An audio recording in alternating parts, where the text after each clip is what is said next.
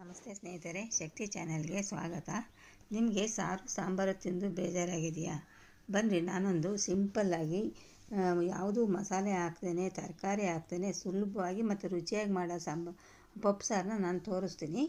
ಇದು ಅನ್ನಕ್ಕೆ ತುಂಬಾ ರುಚಿಯಾಗಿರುತ್ತೆ. ಒಂದು ಸಾರಿ ನಿಮ್ಮ ಮನೇಲಿ ಮಾಡ್ಕೊಂಡು ತಿಂದರೆ ಖಂಡಿತ ಎಲ್ರಿಗೂ ತುಂಬಾ ಇಷ್ಟ ಆಗುತ್ತೆ.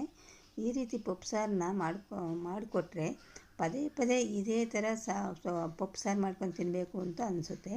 ಅಷ್ಟು ರುಚಿಯಾಗಿದೆ. ರುಚಿ ಇಲ್ಲಂತೂ ಬೊಂಬಾಟು, ಅನ್ನಕ್ಕಂತೂ ತುಂಬಾ ರುಚಿಯಾಗಿರುತ್ತೆ. ಇವಾಗ ಇದನ್ನು ಹೇಗೆ ಮಾಡೋದು ಅಂತ ನಾನು ತೋರಿಸ್ತೀನಿ. ಅದಕ್ಕೂ ಮುಂಚೆ ಯಾರ್ಯಾರು ನನ್ನ ಚಾನಲ್ಗೆ ಸಬ್ಸ್ಕ್ರೈಬ್ ಆಗಿಲ್ಲ, ಪ್ಲೀಸ್ ಸಬ್ಸ್ಕ್ರೈಬ್ ಮಾಡಿಕೊಂಡು ನನಗೆ ಒಂದು ಸಪೋರ್ಟ್ ಕೊಡಿ ಅಂತ ನಾನು ನಿಮ್ಮನ್ನು ಕೇಳ್ಕೊತಾ ಇದ್ದೀನಿ. ಇವಾಗ ನಾನು ಪಪ್ಪು ಸಾರನ್ನ ಹೇಗೆ ಮಾಡೋದಂತ ನಾನು ನಿಮಗೆ ಇವಾಗ ತೋರಿಸ್ತೀನಿ.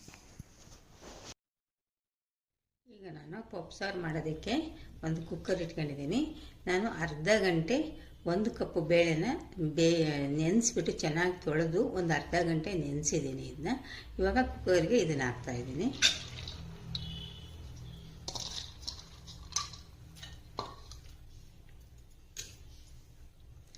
ಇವಾಗ 1 ಸ್ಪೂನ್ ಎಣ್ಣೆ ಹಾಕ್ತೀನಿ.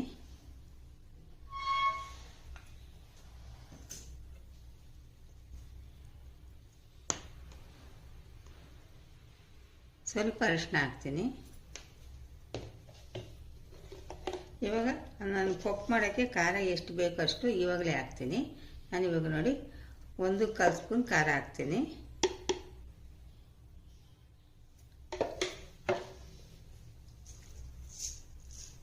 ಒಂದು ಸ್ಪೂನು ನಾನಿವಾಗ ಜೀರಿಗೆ ಹಾಕ್ತಾಯಿದ್ದೀನಿ. ಇಷ್ಟು ಹಾಕ್ಬಿಟ್ಟು ಬೇಳೆ ಬೇಯುವಷ್ಟು ನೀರು ಹಾಕ್ತೀನಿ.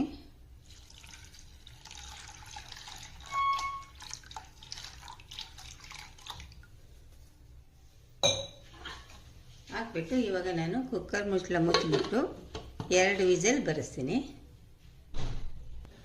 ಇವಾಗ ಬಾಣಲೆ ಇಟ್ಕೊಂಡಿದ್ದೀನಿ. ಬಾಣಲೆಗೆ ಸ್ವಲ್ಪನೇ ಎಣ್ಣೆ ಹಾಕ್ತೀನಿ. ಒಂದು ಅರ್ಧ ಸ್ಪೂನ್ ಎಣ್ಣೆ ಹಾಕ್ತಾಯಿದ್ದೀನಿ. ಎಣ್ಣೆ ಹಾಕ್ಬಿಟ್ಟು 1 ಟೊಮೆಟೊನ ನಾನು ಈ ಥರ ಫ್ರೈ ಮಾಡ್ಕೊತೀನಿ.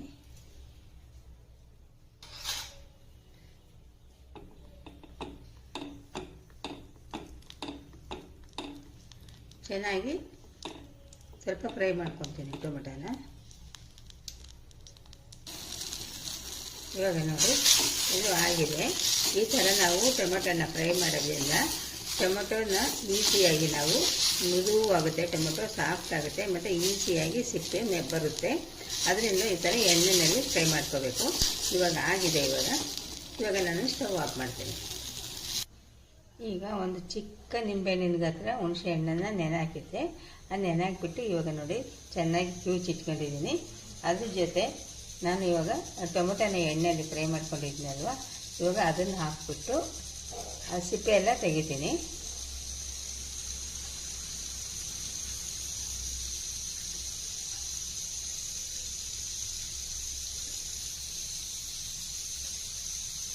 ತೆಗೆದುಬಿಟ್ಟು ಚೆನ್ನಾಗಿ ಕಿವಿಸ್ಕೊತೀನಿ.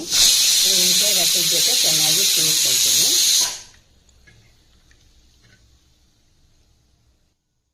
ಇವಾಗ ನೋಡಿ ಆ ಹುಣಸೆ ಹಣ್ಣಿನ ಜೊತೆ ಟೊಮೆಟೊನ ಚೆನ್ನಾಗಿ ಕಿವಿಚ್ಕೊಂಡಿದ್ದೀನಿ. ಈ ಥರ ರಸ ಎಲ್ಲ ತೆಗೆದು ಇದನ್ನು ಬಿಸಾಕ್ಬಿಡ್ಬೇಕು.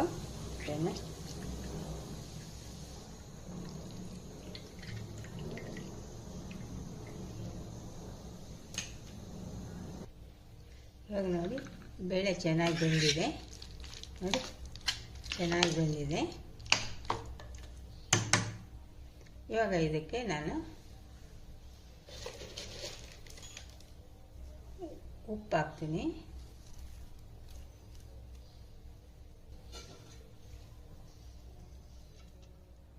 ಕೊತ್ತಂಬರಿ ಹಾಕ್ತೀನಿ. ಕರಿಬೇವು ಹಾಕ್ತೀನಿ. ಹಾಕಿ ಆದಮೇಲೆ ಚೆನ್ನಾಗಿ ಮ್ಯಾಶ್ ಮಾಡ್ತೀನಿ.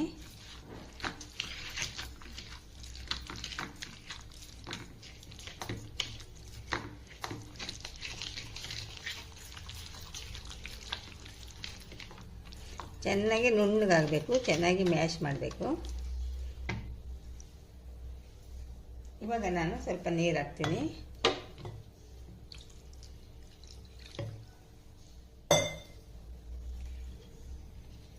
ನೀರು ಹಾಕಿ ಚೆನ್ನಾಗಿ ಮ್ಯಾಶ್ ಮಾಡ್ತೀನಿ.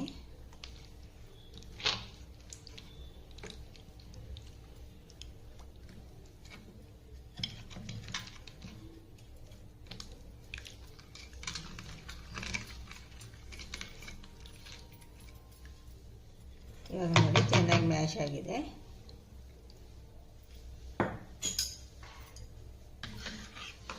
ನೋಡಿ ಇಷ್ಟು ಮ್ಯಾಶ್ ಆಗಬೇಕು.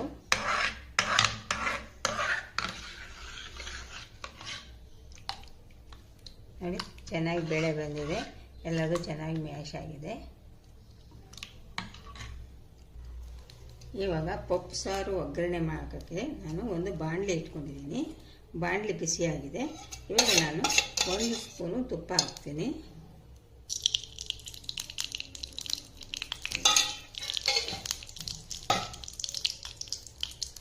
ಸ್ವಲ್ಪ ಎಣ್ಣೆ ಹಾಕ್ತೀನಿ. 1 ಸ್ಪೂನ್ ತುಪ್ಪ, 1 ಸ್ಪೂನ್ ಎಣ್ಣೆ ಹಾಕ್ತಾಯಿದ್ದೀನಿ.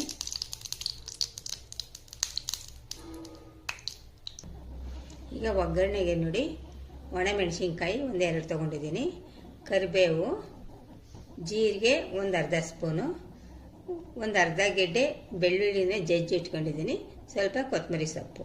ಇಷ್ಟನ್ನು ಇವಾಗ ನಾನು ಒಗ್ಗರಣೆಗೆ ಹಾಕ್ತೀನಿ.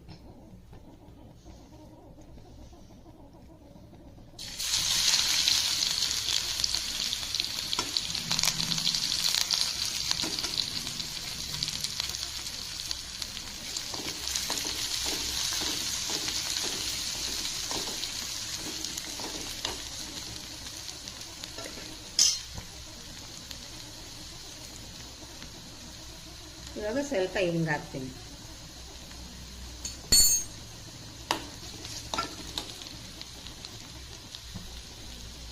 ಒಣಮೆಣಸಿನ್ಕಾಯಿ, ಇದು ಕೊತ್ತಂಬರಿ ಸೊಪ್ಪು ಮತ್ತು ಒಣಮೆಣಸಿನ್ಕಾಯಿ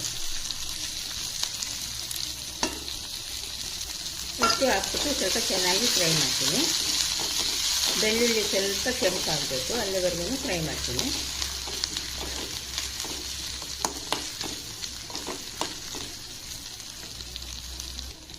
ಇವಾಗ ನೋಡಿ ಹುಣಸೆ ರಸ ಮತ್ತು ಟೊಮೊಟೊ ಎರಡನ್ನೂ ಕಿವುಚಿ ಇಟ್ಕೊಂಡಿದ್ದೆ, ರಸ ತೆಗೆದಿಟ್ಕೊಂಡಿದ್ದೆ. ಇವಾಗ ಅದನ್ನು ಹಾಕ್ತಾಯಿದ್ದೀನಿ.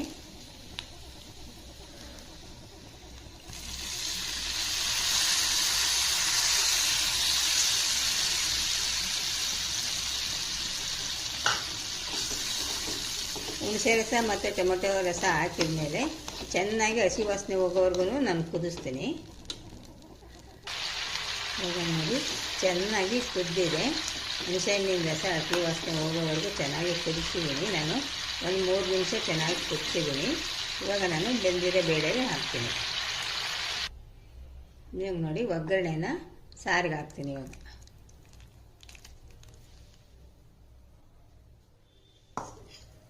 ಸಾರಿಗೆ ಹಾಕಿದ ಮೇಲೆ ಇವಾಗ ಚೆನ್ನಾಗಿ ಕುದಿಸ್ಬೇಕು.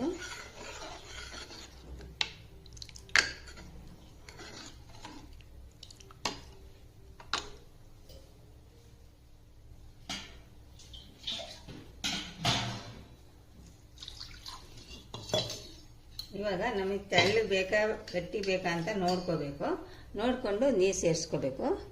ತುಂಬ ತೆಳ್ಳಗೆ ಬೇಕಾದರೆ ನೀರು ಸೇರಿಸ್ಕೋಬೇಕು, ಗಟ್ಟಿ ಆದರೆ ಅಷ್ಟೇ ಸಾಕು ಅಂತ ಬಿಡಬೇಕು. ನೋಡಿ ನನಗೆ ಸ್ವಲ್ಪ ತೆಳ್ಳಗೆ ಬೇಕು, ಅದಕ್ಕೆ ನಾನು ಸ್ವಲ್ಪ ನೀರು ಸೇರಿಸಿದ್ದೀನಿ.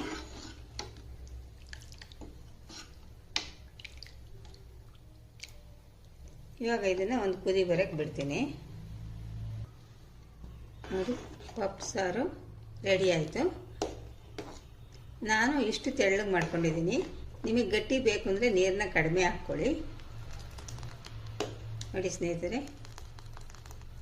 ಪಪ್ಪು ಸಾರು ರೆಡಿ ಆಯಿತು.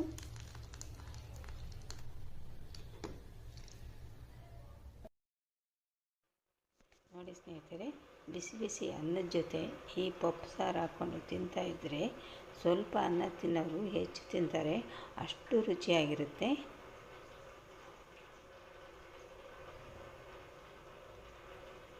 ಇದು ಬ್ಯಾಚುಲರ್ಸು ಆರಾಮಾಗಿ ಮಾಡಿಕೊಂಡು ಊಟ ಮಾಡ್ಬೋದು. ಈಜಿ, ಸುಲಭ.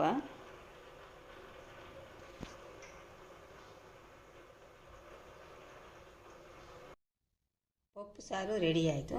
ಈ ವಿಡಿಯೋ ನಿಮಗೆ ಇಷ್ಟವಾದರೆ ಒಂದು ಲೈಕ್ ಕೊಡಿ, ಶೇರ್ ಮಾಡಿ. ಪ್ಲೀಸ್ ನನ್ನ ಚಾನಲ್ಗೆ ಸಬ್ಸ್ಕ್ರೈಬ್ ಮಾಡಿ.